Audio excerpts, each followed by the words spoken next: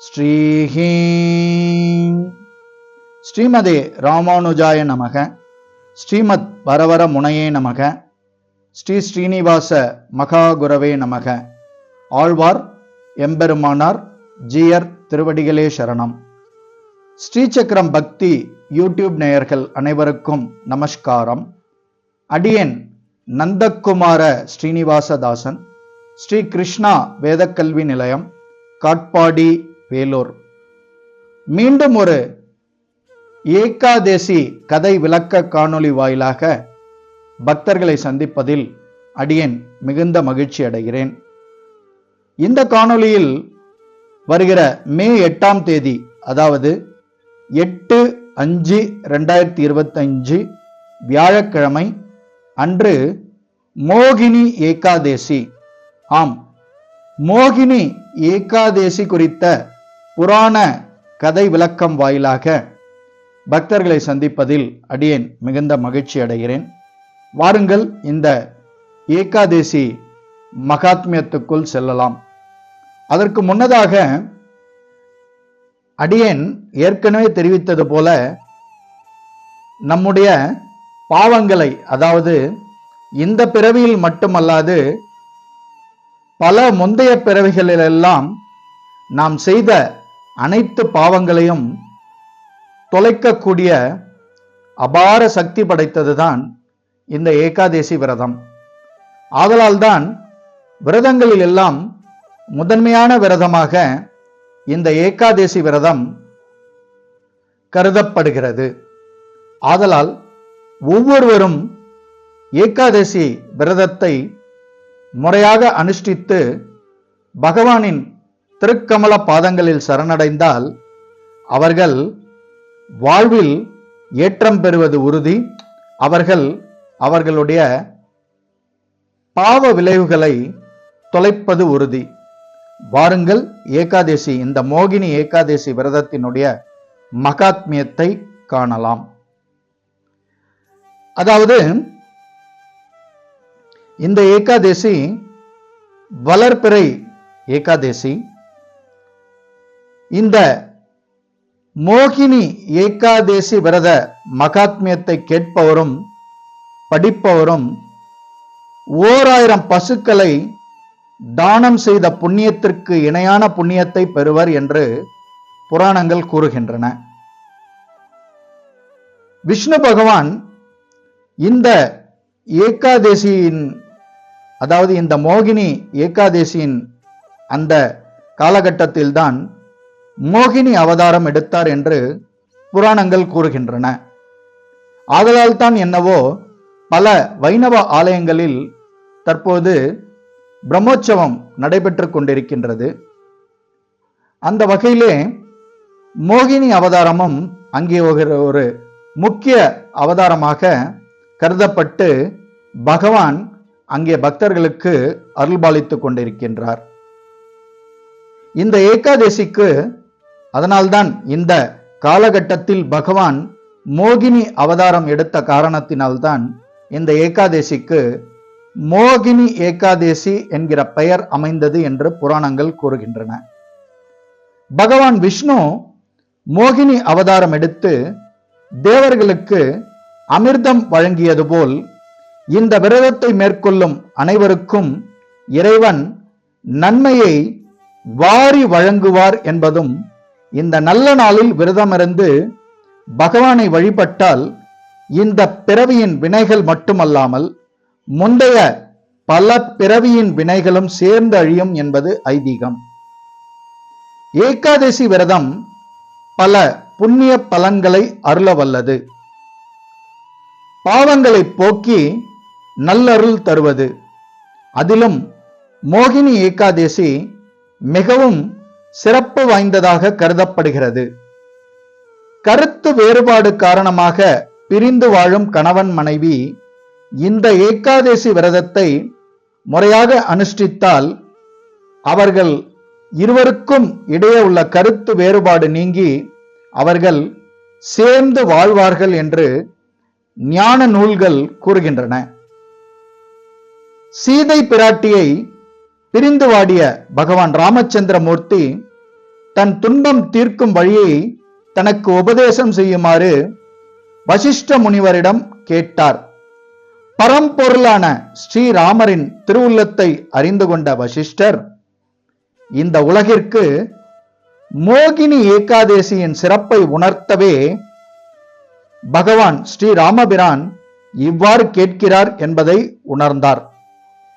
குருவின் ஸ்தானத்திலிருந்து ஸ்ரீராமருக்கு மோகினி ஏகாதேசியின் மகிமையை எடுத்துச் சொல்லி பகவான் ஸ்ரீராமபிரானை ஏகாதேசி விரதம் அனுஷ்டிக்க உபதேசித்தார் வசிஷ்டர். கிருஷ்ணாவதாரத்தில் இந்த நிகழ்வினை தர்மபுத்திரருக்கு எடுத்துக் கூறும் பகவான் ஸ்ரீ கிருஷ்ணர் மோகினி ஏகாதேசியின் மகிமைகளையும் எடுத்துக் கூறினார். வாருங்கள் தற்போது இந்த மோகினி ஏகாதேசியினுடைய விரிவான புராண கதைக்குள் செல்லலாம். சரஸ்வதி நதிக்கரையில், ஆம், சரஸ்வதி நதிக்கரையில் இருந்த பத்ராவதி என்னும் நகரத்தை சந்திர வம்சத்தை சேர்ந்த திருத்திமான் என்ற மன்னன் மிகவும் சிறப்பாக ஆண்டு வந்தான். அந்த நகரில் தனபாலன் என்றொரு வியாபாரி இருந்தான். அவன் சிறந்த விஷ்ணு பக்தன், மனதாலும் யாருக்கும் எப்பொழுதும் தீங்கு நினைக்காதவன்.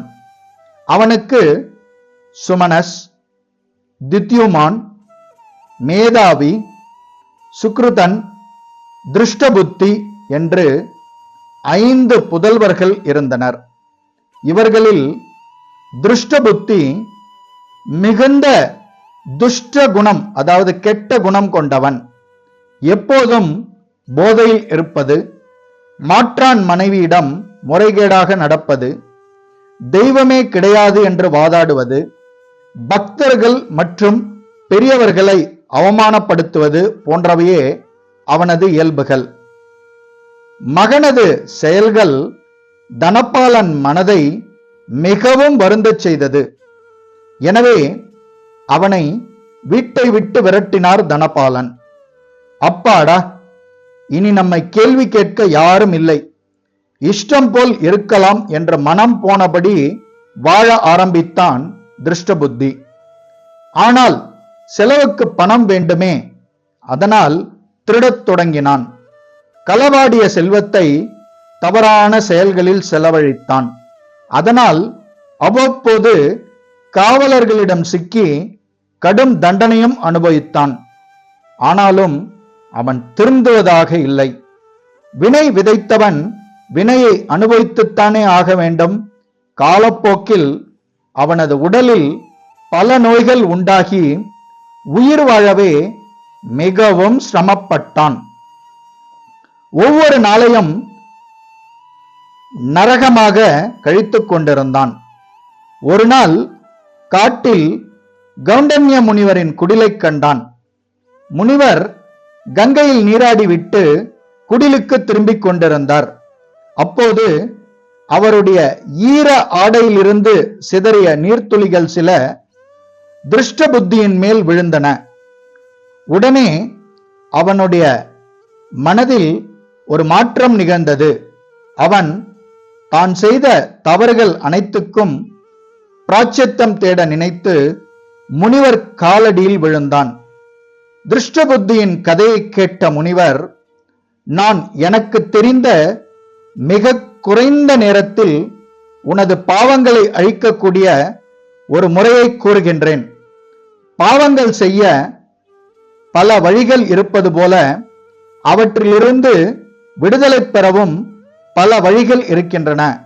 அவற்றுள் தலை சிறந்தது மோகினி ஏகாதேசி விரதம். அன்றைய நாளில் விரதமிருந்து மனம், மொழி, மெய் ஆகியவற்றால் பகவானை வழிபாடு செய்தால் உனக்கு உன் பாவங்களிலிருந்து பூரண விடுதலை கிடைக்கும் என்றார். திருஷ்டபுத்தியும் தன் உயிர் பிரியும் நாள் வரை ஒவ்வொரு வருடமும் மோகினி ஏகாதேசி நாளில் முனிவர் சொன்ன வண்ணமே விரதம் இருந்தான். இறுதியில் அவனது ஆயுள் முடியும் போது பாவங்கள் அனைத்தும் நீங்கி கருட வாகனம் ஏறி வைகுண்ட பதம் அடைந்தான். மோகினி ஏகாதேசியின் பெருமையை உணர்த்தும் இந்த கதை ஏகாதேசி மகாத்மியத்தில் உள்ளது. இந்த நாளில் விரதமிருந்து 8 எழுத்து மந்திரத்தை ஸ்மரணம் செய்து மறுநாள் துவாதசி திதியன்று பாராயணை செய்து விரதத்தை முடிக்க வேண்டும்.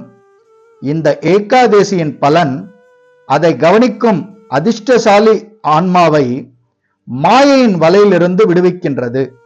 இந்த விரதத்தை வாழ்நாள் முழுவதும் கடைபிடித்து வர பிறவிப்பினி நீங்கி இறைவனின் திருவடிகளை சேரலாம் என்பது நம்பிக்கை. இவ்விரத மகாத்மிய கதையை கேட்பவரும் படிப்பவரும் 1000 பசுக்களை தானம் செய்த புண்ணியத்தை அடைவர். வாருங்கள், நாம் அனைவரும் மோகினி ஏகாதேசி விரதத்தை வியாழக்கிழமை அன்றைய தினம் முழுவதும் கடைபிடித்து மறுநாள் காலை 9/5/2025 வெள்ளிக்கிழமை அன்று குறித்த நேரத்தில் விரதத்தை முடித்து நாம் பகவானுடைய திருக்கமல பாதங்களில் சரணடைந்து நம்முடைய பாவங்களை தொலைத்து பகவானுடைய திருவருளுக்கு பாத்திரமாகி நாம் ஆனந்தமயமான வாழ்க்கையை வாழலாம். மிக்க நன்றி. மீண்டும் ஒரு ஏகாதேசி கதை விளக்க காணொளி வாயிலாக உங்களை சந்திக்கும் வரை உங்களிடமிருந்து விடைபெறுவது அடியன் நந்தகுமார ஸ்ரீனிவாசதாசன், ஸ்ரீ கிருஷ்ணா வேத கல்வி நிலையம், காட்பாடி, வேலூர். ஜெய் கௌரங்கா. சர்வம் கிருஷ்ணார்ப்பணம். ஜெய் ஸ்ரீராம்.